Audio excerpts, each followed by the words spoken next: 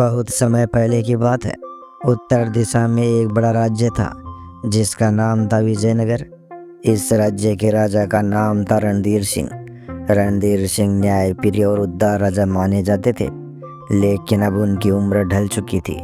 सिर के बाल सफ़ेद हो गए थे और चेहरे पर झुर्रियाँ उभर आई थी। राजा की सबसे बड़ी चिंता उनकी इकलौती बेटी राजकुमारी वसुंधरा थी। वसुंधरा पार सुंदरता की मूर्त थी। उसका चेहरा ऐसा लगता जैसे चांद की किरणें झिलमिला रही हो, लेकिन उसकी सुंदरता से भी बढ़कर उसकी बुद्धि और निडरता थी। वह बचपन से ही सच और झूठ को पहचानने में माहिर थी। यही कारण था कि लोग कहते थे, राजकुमारी वसुंधरा के सामने कोई झूठ ज़्यादा देर टिक ही नहीं सकता। राजा रणधीर चाहते थे कि वसुंधरा का विवाह किसी योग्य राजकुमार से हो। उन्होंने अपने दूतों को पड़ोसी राज्यों में भेजा। शीघ्र ही समाचार आया कि आसपास के कई राजकुमार विवाह का प्रस्ताव लेकर आने वाले हैं। राजा के दिल में खुशी भी थी और चिंता भी। आखिरकार वह दिन आया। विजयनगर के दरबार में दूर दूर से आए राजकुमार इकट्ठे हुए। महफिल सजाई गई। सोने की कुर्सियों पर राजा और राजकुमारी बैठे। सबसे पहले आगे आया राजकुमार आदित्य। वह पड़ोसी राज्य का राजकुमार था।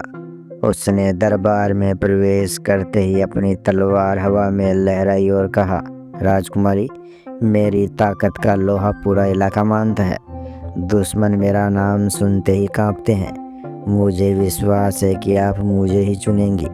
लोग तालियां बजाने लगे, लेकिन राजकुमारी के चेहरे पर कोई बदलाव नहीं आया। इसके बाद आगे आया राजकुमार भानु। वह अपनी दौलत का ढेर दिखाने लगा। सोने के सिक्कों से भरी थैलियाँ, हीरे जवाहरात और कीमती घोड़े। उसने मुस्कुराकर कहा, राजकुमारी, यदि आप मुझसे विवाह करेंगी तो आपके कदम कभी मिट्टी पर नहीं पड़ेंगे। मैं आपके लिए सोने की ज़मीन और चांदी की हवेलियाँ बनवा दूंगा। दरबार में फिर से शोर मचा। लोग सोचने लगे कि अब तो राजकुमार भानु की दुल्हन बनना ही स्वीकार करेगी, लेकिन वसुंधरा चुप रही। उसकी आंखों में न चमक थी न प्रसन्नता। तभी राजा रणधीर ने अपनी बेटी की ओर देखा और बोले, बेटी, अब समय आ गया है। तुम्हें अपनी शर्तें सबके सामने बतानी चाहिए। सारा दरबार शांत हो गया। हर नज़र राजकुमारी पर टिक गई। वसुंधरा धीरे धीरे खड़ी हुई। उसने चारों ओर देखा और साफ आवाज़ में बोली, मैं उन राजकुमारों से विवाह नहीं कर सकती जो केवल ताकत और दौलत पर घमंड करते हैं। मेरी 3 शर्तें हैं। इन्हें जो पूरा करेगा वही मेरा जीवन साथी बनेगा। सबके कान खड़े हो गए। वसुंधरा ने पहली शर्त सुनाई। पहली शर्त है, जो भी मेरा हाथ पाना चाहेगा उसे सबके सामने एक ऐसा सच बोलना होगा जिसे कहने की हिम्मत किसी ने न की हो। ऐसा सच जिसे छिपाए रखने में सबको फ़ायदा हो और बोलने में उसका खुद का नुकसान भी हो सकता है।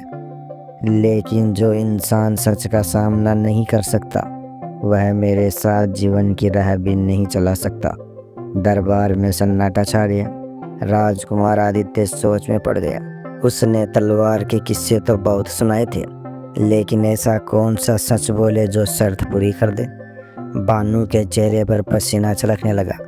दौलत तो उसने दिखाई थी, लेकिन कोई गुप्त सच बोलने की हिम्मत उसमें नहीं थी। कुछ देर बाद आदित्य बोला, राजकुमारी, सच तो यही है कि मेरे राज्य में कोई मुझसे असहमत नहीं होता। लोग मुझसे कहते हैं, यही मेरी ताकत है। दरबार में हल्की हंसी गूंज उठी। यह कोई बड़ा सच नहीं था, सबको पहले से पता था। भानु ने कहा, मेरा सच यह है कि मैं सोने का सबसे बड़ा व्यापारी हूँ और मेरे पास अपार दौलत है। लोग बड़बड़ाने लगे, ये तो सबको मालूम है, इसमें छिपा हुआ क्या है। राजकुमारी ने दोनों को ठंडी नज़रों से देखा और कहा, यह सच नहीं बल्कि ढोंग है। तभी अचानक दरबार के कोने से एक आवाज़ आई। वहाँ खड़ा था एक साधारण वस्त्र पहने युवक। उसकी आंखों में आत्मविश्वास था। चेहरा धूप से झुलसा हुआ मगर सच्चाई से चमकता हुआ। वह किसी राजकुमार जैसा नहीं लगता था। उसका नाम था वीरेंद्र। वीरेंद्र ने आगे बढ़कर कहा, महाराज, यदि अनुमति हो तो मैं एक सच कह सकता हूँ। राजा रणधीर ने उसकी ओर आश्चर्य से देखा और बोले, तुम कौन हो युवक? तुम कोई राजकुमार नहीं लगते। वीरेंद्र ने झुककर उत्तर दिया, मैं राजकुमार नहीं हूँ, बस एक साधारण नागरिक हूँ, लेकिन सच कहने की हिम्मत रखता हूँ। पूरा दरबार उसकी ओर देखने लगा। वसुंधरा की आंखों में पहली बार एक अलग सी चमक आई। वीरेंद्र ने गहरी सांस ली और बोला, मेरा सच यह है कि विजयनगर के बाजार में व्यापारी जनता से 2 गुना कर वसूलते हैं, और इस बात को छिपाने में दरबार के कई मंत्री भी शामिल हैं। मैंने अपनी आंखों से यह अन्याय देखा है। लोग भूखे मरते हैं, लेकिन राजमहल तक यह दर्द नहीं पहुंचता। यह सुनते ही सारा दरबार हिल गया। मंत्रीगण आपस में बड़बड़ाने लगे। आदित्य और भानु स्तब्ध रह गए। राजा रणधीर के चेहरे पर क्रोध की लकीरें खिंचाई और राजकुमारी वसुंधरा की आंखों में पहली बार संतोष खेल की मुस्कान आई। दरबार में वीरेंद्र का सच सुनकर सब हैरान रह गए। राजा रणधीर कुछ देर तक चुप बैठे रहे। उनके चेहरे पर क्रोध और चिंता दोनों झलक रहे थे, लेकिन राजकुमारी वसुंधरा की आंखों में अलग ही चमक थी। उसने मन ही मन ठान लिया था कि यह युवक झूठा नहीं है।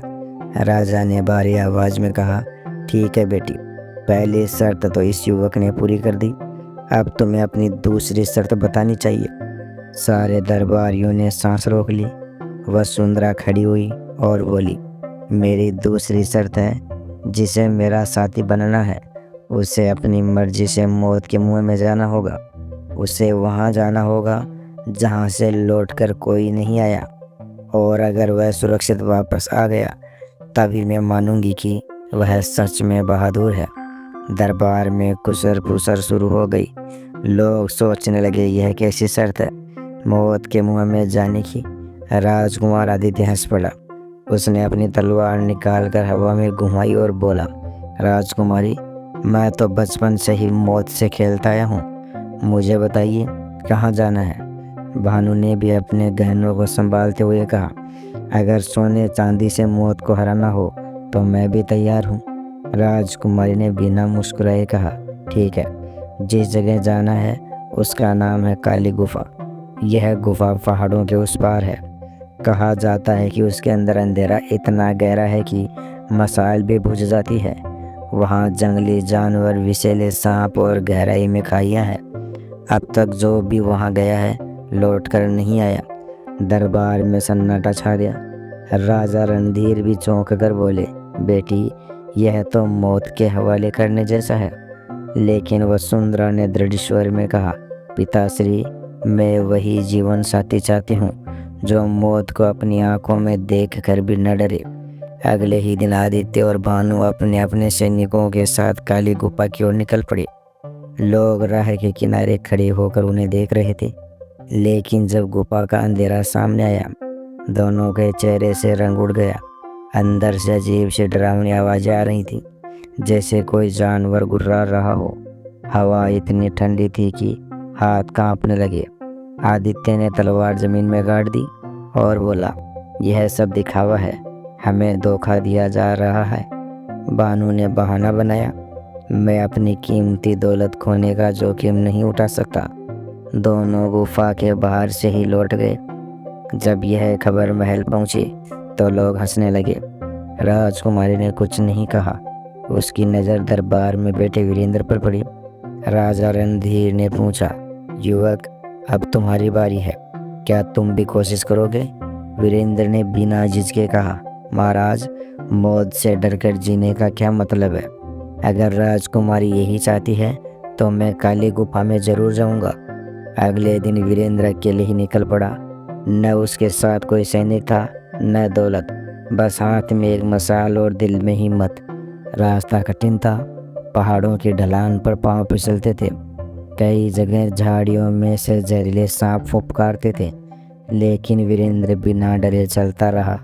जब वह गुफा के मुंह पर पहुंचा तो अचानक हवा का झोंका आया और उसकी मशाल बुझ गई। अंदर गुफा अंधेरा था, लेकिन वीरेंद्र ने मन ही मन कहा, सच बोलकर जो डर नहीं लगा तो अंधेरे से क्यों डरूं। वह सावधानी से कदम बढ़ाने लगा। गुफा के अंदर अजीब सी गंध थी। कहीं पानी टपक रहा था, कहीं चट्टानों से आवाज़ गूंज रही थी। कुछ दूर जाने पर उसे कराहने की आवाज़ सुनाई दी। उसने ध्यान से देखा, दो चरवाहे वहाँ फंसे हुए थे। उनके पैर पत्थरों के नीचे दबे हुए थे और वे कई दिनों से भूखे प्यासे थे। वीरेंद्र ने तुरंत अपनी ताकत लगाई और पत्थरों को हटाया। बड़ी मुश्किल से उन चरवाहों को बाहर निकालने में सफल हुआ। उसने अपने पास रखा पानी उन्हें पिलाया और कंधे पर उठाकर बाहर ले आया। जब वह गुफा से बाहर निकला तो लोग हैरान रह गए। आदित्य और भानु के चेहरे पर शर्म थी। राजा रणधीर सिंह ने खड़े होकर कहा, युवक, तुमने न केवल अपनी जान पर खेलकर गुफा में प्रवेश किया बल्कि दूसरों की जान भी बचाई। यह बहादुरी और दया का अद्भुत उदाहरण है। राजकुमारी वसुंधरा की आंखों में संतोष की चमक थी। राजकुमारी वसुंधरा ने उसकी तरफ देखा। उसकी आंखों में गर्व था, पर चेहरा अब भी गंभीर था। राजा रणधीर सिंह ने गंभीर स्वर में कहा, बेटी, अब दो शर्तें पूरी हो चुकी है। समय आ गया है कि तुम अपनी आखिरी शर्त बताओ। दरबार शांत हो गया। सबकी नजरें राजकुमारी पर टिक गई। वसुंधरा ने धीमे स्वर में कहा, मेरी तीसरी और सबसे कठिन शर्त है। जिसे मेरा जीवन साथी बनना है, उसे किसी पराये इंसान की खुशी के लिए ऐसा बलिदान करना होगा जिसे सामान्य इंसान अपने लिए भी न करे। वह पराये के सुख को अपने सुख से ऊपर रखे, तभी मैं मानूंगी कि वही मेरा सच्चा साथी है। यह सुनते ही दरबार में खुसर फुसर शुरू हो गई।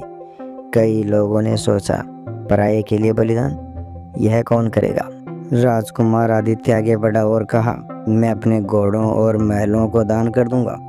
इससे बड़ा बलिदान और क्या होगा। भानु ने कहा, मैं अपने सोने चांदी का दान कर दूंगा, गरीबों को खिलाऊंगा, यही बलिदान है। लोग तालियां बजाने लगे। राजकुमारी ने सिर हिलाया और बोली, दान दौलत का नहीं, दिल का होना चाहिए। यह सब दिखावा है। दरबार शांत हो गया। सबकी नज़र वीरेंद्र पर थी। वीरेंद्र कुछ देर चुप रहा, फिर बोला, राजकुमारी, बलिदान केवल खाने से नहीं होता, हालात खुद ही परीक्षा लेते हैं। अगर आप सचमुच चाहती है तो मुझे एक अवसर दें। राजा रणधीर ने हामी भरी। इसी बीच दरबार में खबर आई, महानदी के पार एक गरीब किसान की बेटी की शादी है, लेकिन डाकुओं ने सब कुछ लूट लिया है। अब उसके पास कुछ भी नहीं बचा। लोग दुखी हो गए। कोई आगे बढ़ने को तैयार नहीं था। वीरेंद्र तुरंत खड़ा हुआ और बोला, महाराज, मैं उस बेटी की शादी कराऊंगा, पर अपने बल पर, न कि किसी और की मदद से। राजा ने अनुमति दे दी। वीरेंद्र गांव पहुंचा। वहां उसने देखा कि किसान रो रहा था। बेटी आंसू पोंछते हुए पिता को ढांढस बंधा रही थी। वीरेंद्र ने बिना कुछ सोचे अपने पास की सारी जमा पूंजी उस किसान को दे दी। वह रकम उसकी सालों की मेहनत का फल थी, जिससे वह अपना भविष्य संवारना चाहता था, लेकिन उसने वह सब एक पल में छोड़ दिया। लोग दंग रह गए। किसान रोते हुए बोला, बेटा, तू तो हमें भगवान से भी बढ़कर मिला। तेरे त्याग से मेरी बेटी का जीवन संवर जाएगा। गांव में शादी धूमधाम से हुई। सबने देखा कि कैसे एक अजनबी ने अपने सुख का त्याग कर पराये के जीवन में उजाला भर दिया। जब वीरेंद्र वापस दरबार लौटा तो लोगों की आंखों में उसके लिए सम्मान था। राजकुमारी वसुंधरा खड़ी हुई और बोली, तूने तीसरी शर्त भी पूरी कर दी। आदित्य और भानु ने दौलत का दिखावा किया, लेकिन तूने दिल से पराया सुख चुना। यह वही बलिदान है जिसकी मैं तलाश कर रही थी। दरबार में उत्साह और तनाव दोनों का माहौल था। तीनों शर्तों की परीक्षा पूरी हो चुकी थी। आदित्य और भानु जैसे राजकुमार हार चुके थे और वीरेंद्र ने सच्चाई, साहस और बलिदान से सबका दिल जीत लिया था। लेकिन आदित्य और भानु हार मानने को तैयार नहीं थे। उनके चेहरे पर मुस्कान थी, मगर दिल में जलन। आदित्य ने धीरे से भानु से कहा, अगर यह ग्रामीण विजेता बन गया तो हमारी शान मिट्टी में मिल जाएगी। हमें इसे रोकना होगा। भानु ने सहमति में सिर हिलाया। हाँ, अब केवल एक ही रास्ता बचा है, जो है छल। अगली सुबह जब पूरा दरबार इकट्ठा हुआ, राजा रणधीर सिंह ने घोषणा की, मेरी बेटी वसुंधरा की तीनों शर्तें पूरी हो चुकी है। अब समय आ गया है कि उसका वर चुना जाए। लोगों ने खुशी से तालियां बजाई। सबका इशारा वीरेंद्र की तरफ था, लेकिन अचानक आदित्य ने ऊंची आवाज में कहा, महाराज, यह युवक धोखेबाज है। जो काम इसने किए हैं वे इसकी अपनी शक्ति से नहीं बल्कि दूसरों की मदद से हुए हैं। दरबार में सनसनी फैल गई। बानू तुरंत बोला, हाँ महाराज, हमने अपनी आंखों से देखा है कि इसने गुफा में जादूगरों की मदद ली और गरीब किसान को दान देने के लिए शायद चोरी का सहारा लिया। लोगों की नजरें बदल गई। दरबार में कुसर पुसर शुरू हो गई। राजा ने गंभीर स्वर में कहा, वीरेंद्र, तुम्हारे ऊपर गंभीर आरोप लगे हैं, सच सामने आना चाहिए। वीरेंद्र ने शांत स्वर में कहा, महाराज, मैं निर्दोष हूँ, लेकिन झूठ और सच की पहचान केवल राजकुमारी वसुंधरा कर सकती है, जो सदा से इस राज्य में सत्य का प्रतीक रही है। मैं चाहता हूँ कि आखिरी फैसला वही करे। राजकुमारी वसुंधरा उठ खड़ी हुई। उसकी आंखें कठोर थी। तुम कहते हो कि वीरेंद्र ने छल किया, तो मुझे एक एक बात का प्रमाण दो। आदित्य अकलाते हुए बोला, प्रमाण? मैंने तो बस लोगों से सुना है। बानू भी बड़बड़ाने लगा, महाराज, सुनी सुनाई बातें ही सच होती है। दरबार हंसी से गूंज उठा। वसुंधरा ने वीरेंद्र की तरफ देखा और बोली, मैंने पहले दिन ही कहा था, मेरा जीवन साथी वही होगा जो सत्य की परख कर सके। वीरेंद्र ने अपनी हर बात में यह साबित किया है, सच को पहचानना और झूठ को नकारना ही सबसे बड़ा ताज है। उसने आदित्य और बानू की तरफ इशारा करके कहा, तुम्हारे झूठ ने तुम्हें आज सबके सामने नीचा दिखा दिया। वीरेंद्र का सच उसे ऊंचा उठा चुका है। राजा रणधीर सिंह ने मुस्कुराकर कहा, आज से वीरेंद्र न केवल मेरी बेटी वसुंधरा का जीवन साथी होगा, बल्कि इस राज्य का भावी उत्तराधिकारी भी होगा। दरबार तालियों और जयकारों से गूंज उठा। जय वीरेंद्र, जय वसुंधरा, जय विजयनगर। उसी शाम पूरे राज्य में उत्सव हुआ। दीप जलाए गए, नगाड़े बजे और चारों ओर खुशियां मनाई गई। वसुंधरा ने धीरे से वीरेंद्र से कहा, तुम्हारे जीतने की सबसे बड़ी वजह तुम्हारा साहस या बलिदान नहीं था, बल्कि तुम्हारा सच पर अड़िग रहना था। इसी सच्चाई ने मुझे तुम्हारे साथ बांध दिया। वीरेंद्र ने मुस्कुराकर कहा, राजकुमारी, मैं बस इतना जानता हूँ, झूठ चाहे कितना ही चमके, पर सच्चाई का ताज हमेशा उसके ऊपर रहता है। और इस तरह झूठ और छल हार गए, सच्चाई और त्याग की जीत हुई। वीरेंद्र और वसुंधरा का मिलन पूरे राज्य के लिए प्रेरणा बन गया। दोस्तों, झूठ, लालच और घमंड चाहे जितना ही बड़ा क्यों न हो, अंत में सच्चाई, साहस और त्याग ही जीतते हैं। इंसान की असली पहचान उसकी दौलत या ताकत से नहीं, बल्कि उसके दिल की सच्चाई से होती है।